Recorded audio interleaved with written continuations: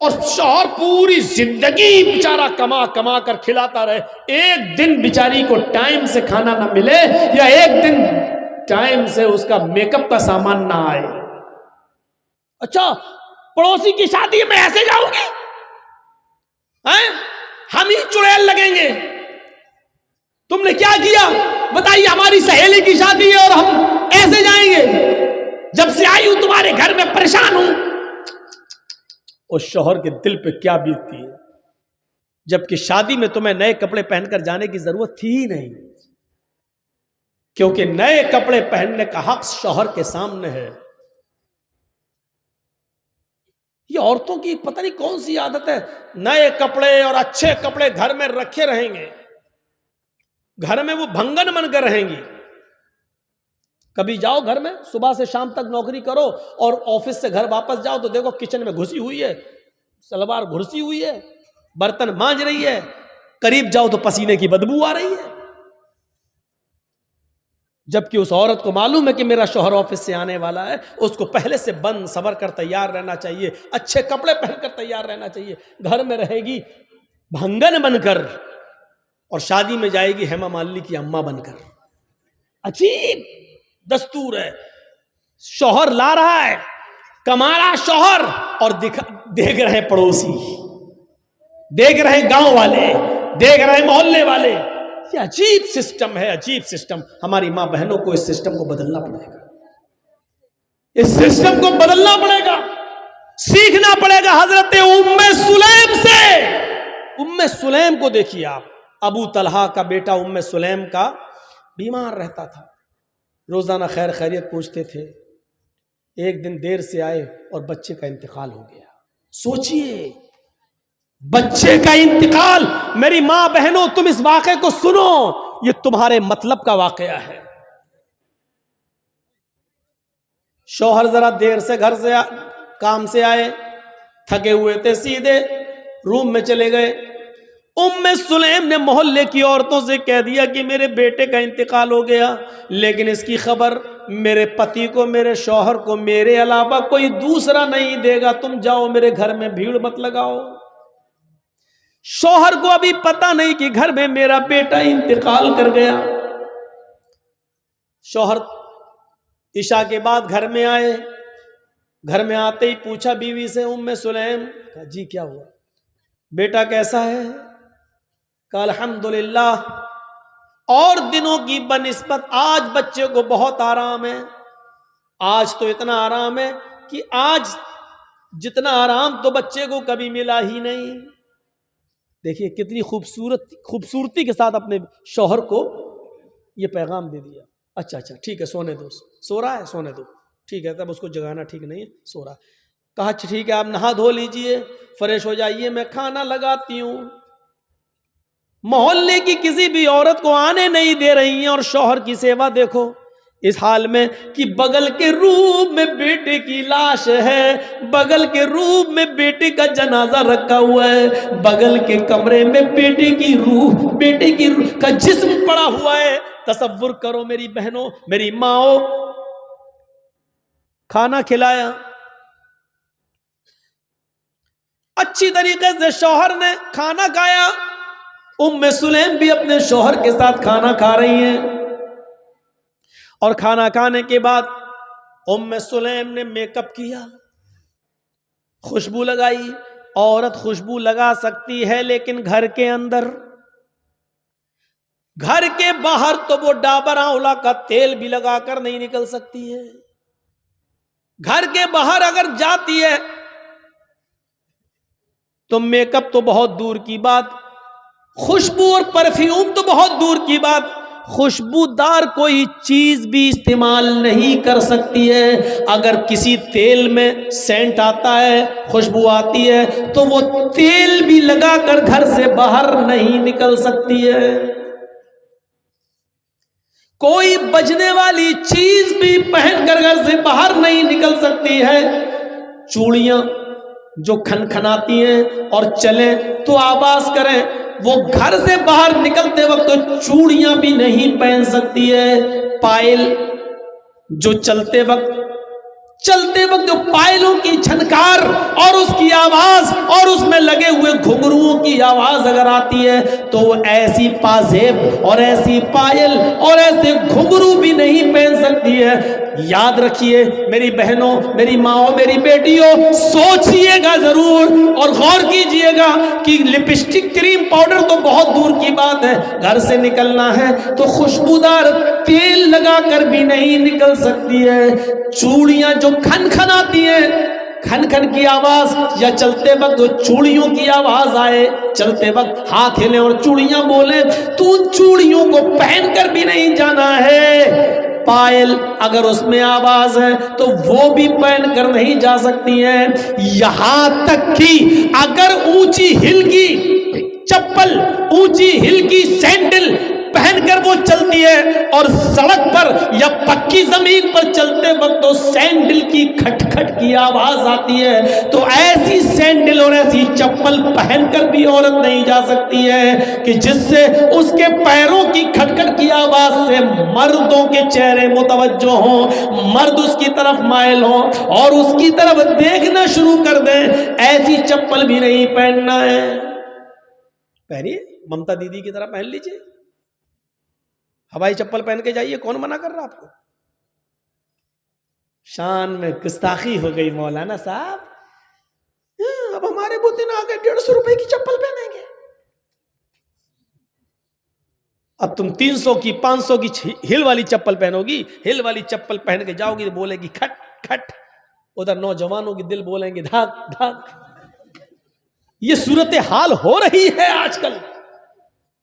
تمہاری چپلوں کی طرف سے آواز، ادھر لڑکوں کے دل. اس اسلام نے اسی سے تو روکا ہے، جڑ کو ہی ختم کر دیا ہے. اونچی ایڑی کی، اونچی ہل کی چپل بھی عورت اگر آواز کرتی ہے تو نہیں پہن سکتی ہے. چوڑی اگر آواز کرتی ہے تو نہیں پہن سکتی ہے. ایک آدھ کڑا پہن لیا کوئی بات نہیں، ایک کڑا پہن لیا اس میں، ایک کڑا پہن لیا اس میں، آواز تو نہیں کر رہا. جائیے، لیکن ہاتھوں میں ساکس ہونا، گلیوز ہونا چاہیے، پیروں میں ساکس ہونا چاہیے. جائیے، ٹخنے سے نیچا نقاب اوڑھنی یا چادر ٹخنے سے نیچا ہونا چاہیے، اتنی نیچی ہونی چاہیے کہ آپ کی چپل بھی نظر نہ آئے، چپل سی چھپی ہوئی ہو، اور آپ کا نقاب، آپ کا حجاب، آپ کی چادر زمین کی مٹی سے چھلتی ہوئی، روڈ سے چھلتی ہوئی جانی چاہیے. یہ ہے اسلامی پردہ. مولانا صاحب کیوں بتا رہے ہو؟ ہمیں کرنا ہی نہیں ہے، ہمیں کرنا ہی نہیں. ارے تمہیں کرنا نہیں، ہمیں تو بتانا ہے. 1 سال کے بعد جلسہ لوگ کراتے ہیں بیچارے، اسی مقصد سے تو کراتے ہیں. تو یہ ہونا چاہیے، یہ تو عورت یہ سب چیزیں پہن کر نہیں نکل سکتی ہے. اس ابراہیم علیہ السلام نے کہا بیوی کو طلاق دے دیا، کہا میں نہیں رہ سکتا. ہماری ماں بہنوں، ام سلیم کے اس واقعے سے عبرت حاصل کرو. میک اپ کرتی ہیں، خوشبو لگاتی ہیں، خوشبو لگانے کے بعد وہ اپنے شوہر کے پاس بھی جاتی ہیں اور وہ اپنے شوہر سے مجامعت بھی کرتی ہیں، ہم بستر بھی ہوتی ہیں. سوچئے، بغل میں بیٹے کی لاش ہے، بیٹے کا جنازہ ہے، اور وہ رات میں میک اپ. تصور کریں ہماری بہنیں اور ہماری قوم کی بیٹیاں، کیا گھر میں آپ کے بیٹے کا انتقال ہو جائے، کیا ایسی صورت میں اپنے شوہر کو اتنا خوش رکھ سکتی ہیں؟ ہم بستری کے بعد جب دونوں فارغ ہوئے، شوہر نے جلدی سے غسل کر لیا. رات میں پیار بھری باتیں ہوتی رہی، بات بچے کی نکل آئی. بیوی نے بڑے پیار سے کہا، ام سلیم نے، آج مجھے سوال میرے ذہن میں کھٹک رہا ہے جو دور نہیں ہو رہا ہے. بڑی میں پس و پیش میں، شچ و پنج میں پھنسی ہوئی ہوں کہ کیا ہونا چاہیے. ابو طلحہ نے کہا کیا بات ہے بتاؤ.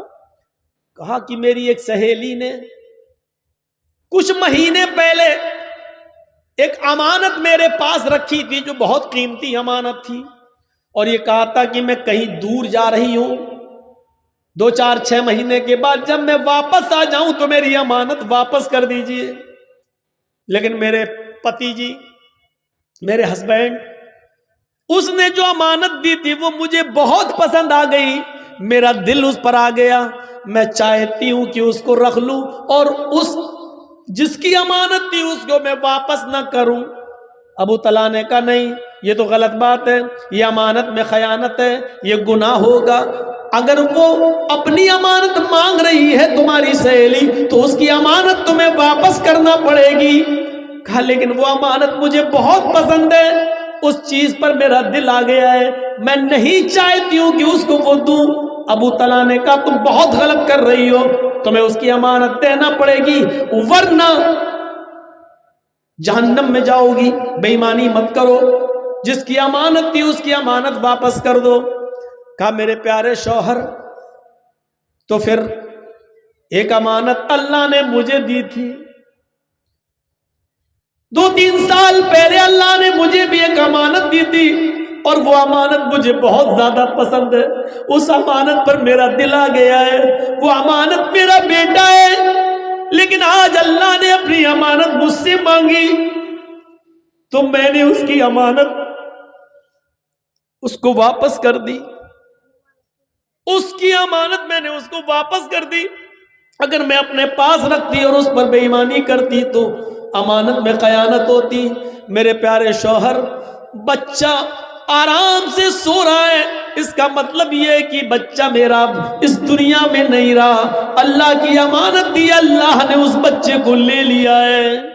ابو طلحہ کے پیروں کے نیچے سے زمین سرک گئی، بولے تو کچھ نہیں، لیکن کہا کہ اس حال میں بھی تم مجھے کھانا کھلا رہی ہو، تم مجھ سے ہم بستری کر رہی ہو، پیار و محبت تم نے مجھ سے کیا ہے، تم نے بچے کے بارے میں مجھے بتایا نہیں۔ وہ تو ٹھیک ہے، اللہ کی امانت تھی، اللہ نے لے لیا، لیکن اس کا یہ مطلب تو نہیں تھا کہ تم محلے کی عورتوں کو بھی روکے رکھو۔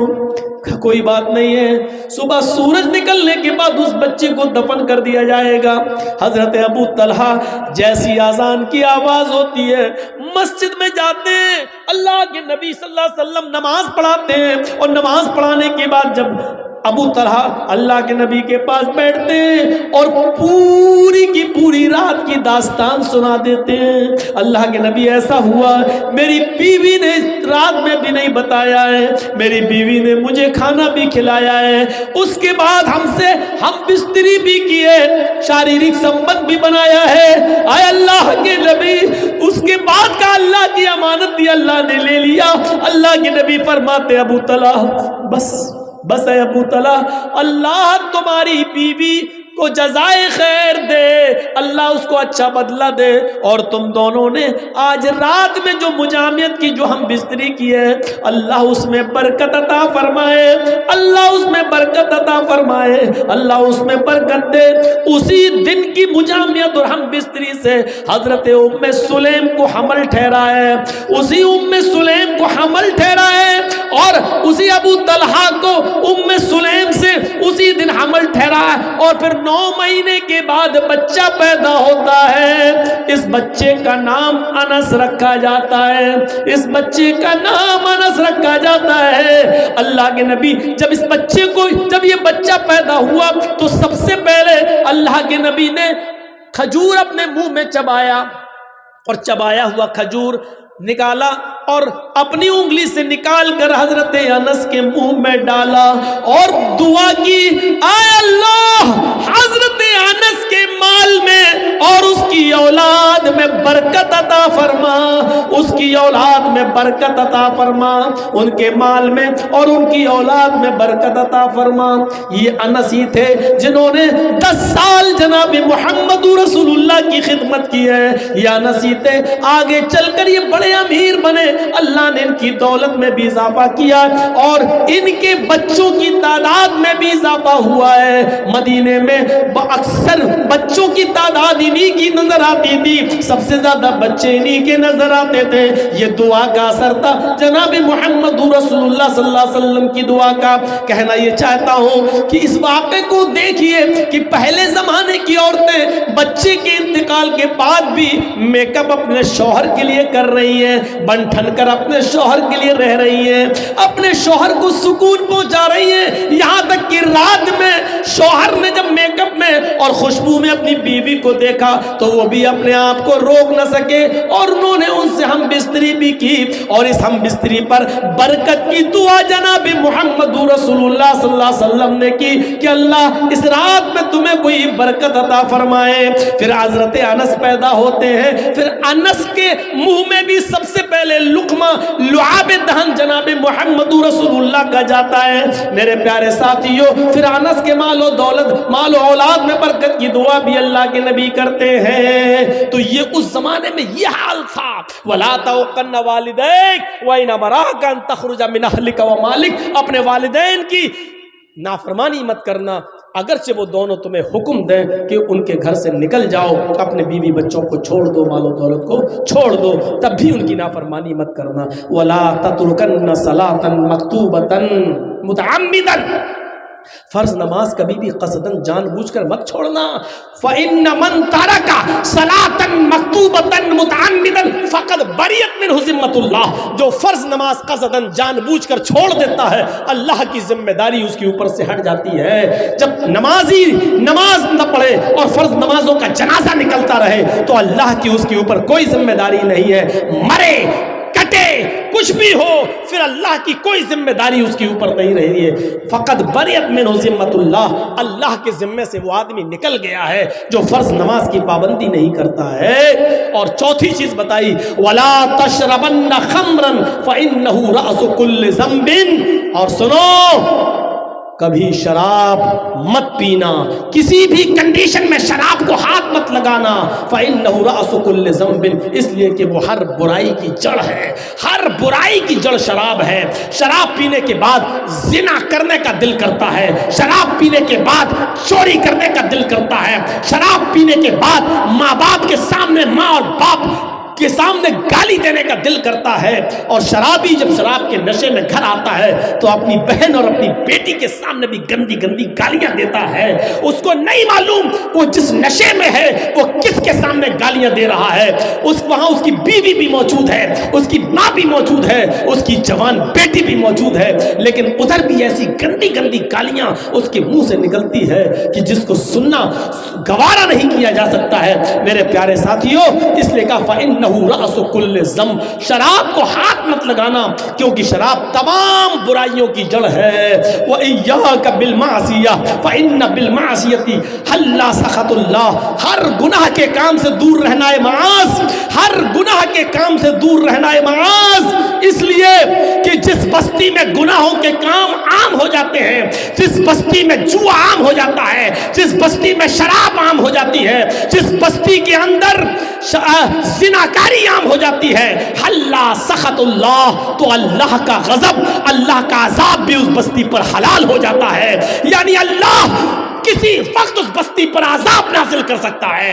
سن لو لاٹری کھیلنے والوں، سن لو آئی پی ایل کا میچ میں شرطیں لگانے والوں اور سٹے بازی کرنے والوں، جوا کھیلنے والوں، جس بستی کے اندر جوا عام ہو جاتا ہے، جس بستی کے اندر شراب عام ہو جاتی ہے، جس بستی کے اندر بے پردگی عام ہو جاتی ہے، جس بستی کے اندر زناکاری عام ہو جاتی ہے، حلا سخط اللہ، اس بستی پر اللہ کا عذاب حلال ہو جاتا ہے۔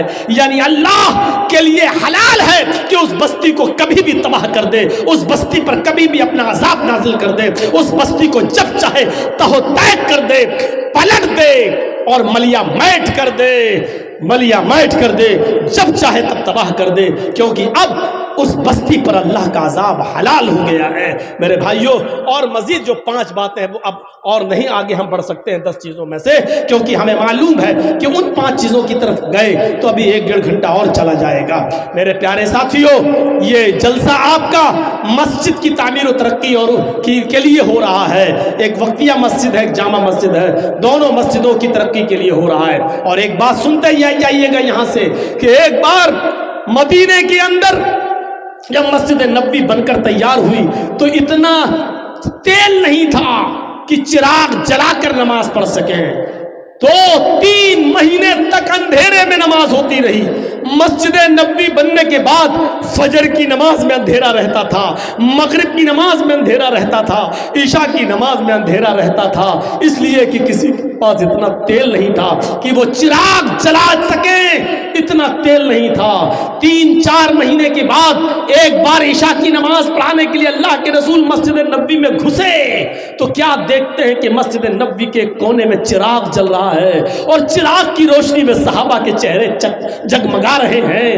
اللہ کے نبی صلی اللہ علیہ وسلم نے پوچھا یہ چراغ کس نے جلایا؟ ایک کونے سے آواز آئی حضرت ایک صحابی کی، حضرت تمیم داری کی کہ اللہ کے رسول ہم نے جلایا ہے، ہمارے پاس ایکسٹرا کچھ تیل تھا وہ میں لایا اور اس تیل سے چراغ جلایا ہے میں نے. اے اللہ کے رسول آج کے بعد مغرب اور عشاء اور فجر کی نماز میں اس مسجد میں چراغ جلے گا اور تیل کی ذمہ داری میری ہے، وہ تیل میں لا کر دوں گا. اللہ کے نبی نے نماز پڑھائی. نماز پڑھانے کے بعد تمیم داری نے پوچھا اے اللہ کے نبی کیا کوئی غلط تو نہیں کیا میں نے چراغ جلایا ہے، اس مسجد میں روشنی کر دی ہے، کوئی غلط تو نہیں کیا؟ اللہ کے رسول نے نماز پڑھانے کے بعد کھڑے ہو کر حضرت تمیم داری کو اپنے سینے سے لگایا اور گلے سے لگانے کے بعد کہا قد نورت الاسلام. اے تمیم تو نے مسجد نہیں چمکائی ہے، تو نے آج پورا اسلام چمکا دیا ہے، پورا اسلام روشن کر دیا ہے، پورے اسلام کے اندر روشنی پیدا کر دی ہے. اے تمیم داری آج تو نے صرف مسجد میں روشنی نہیں پیدا کی ہے بلکہ پورے اسلام کو روشن کر دیا ہے، پورے اسلام کو چمکا دیا ہے. جب مسجد میں چراغ جلانے پر اللہ کے نبی خوش ہو رہے ہیں اور کہہ رہے ہیں کہ تم نے پورا اسلام چمکا دیا ہے تو مسجد کو بنانا، مسجد کو سنوارنا اور مسجد کی تعمیر کرنا اور مسجد میں بڑھ چڑھ کر حصہ لینا کتنا بڑا ثواب ہوگا. میرے پیارے ساتھیوں بڑھ چڑھ کر اس کار خیر میں آپ ہاتھ بڑھائیے.